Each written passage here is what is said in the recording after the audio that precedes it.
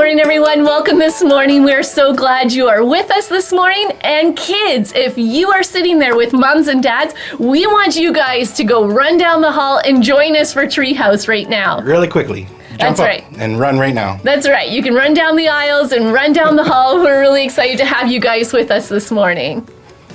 So we have a few things that have happened this weekend. One is clothing drive, and we just want to tell everyone who's come and helped this weekend a big thank you for coming. It was a really big success, wasn't it? It was great. Awesome that everyone was able to come out and give up their time this weekend, and lots of people were blessed through it. Yep. Also coming up in May, we have a few things. The first one we wanted to announce was the course that Pastor James is putting on called Finding Hope in Your Suffering. So that starts on May 1st. That's a Sunday. And you can sign up for that at the Welcome Center. We also have EHS starting, and we have a little video that we'd like you to watch. The church is in deep trouble today. It's like we're sitting on top of an iceberg that's melting, but we're reluctant to make the changes that are needed. We can be in our 30s and 40s, even 70s and 80s, physically, and yet be emotionally a teenager. It's a truth about the Christian life that at one point or another, you will hit a wall. By a wall, I'm referring to a season in your life when you will feel stuck. God invites us to be our unique selves before Him, to know who we are, not pretend to be somebody else. You see, God wants to communicate to us His true sweetness and love. He longs for us that we might know His true peace and rest. But to get there, however, false layers and unhealthy attachments inside of us must be burned away. So let me invite you to consider taking the EHS journey. And we will build a church that will transform not only our generation, but the generations that will follow.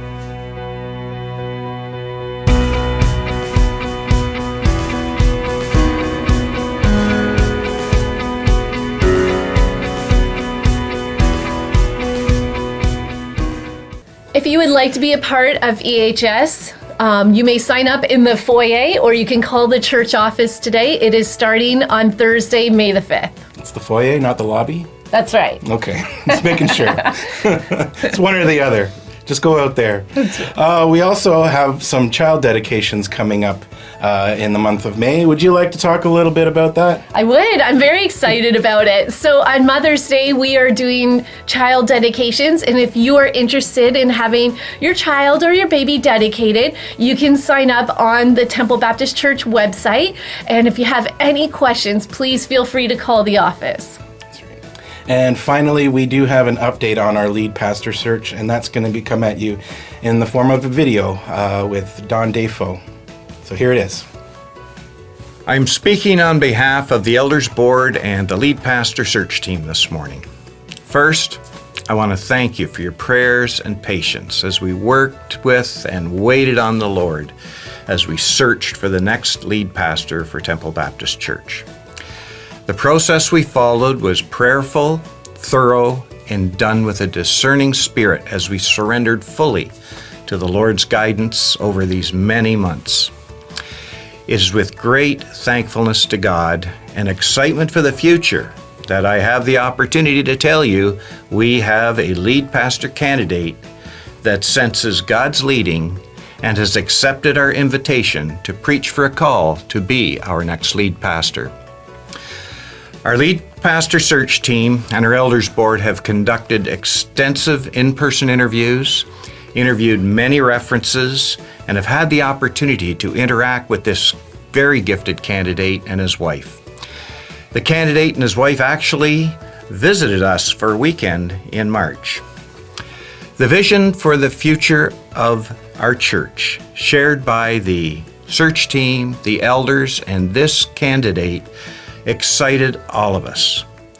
We, as both the search team and the elders board, are unanimous that the Lord has prepared this man to lead our church for the future.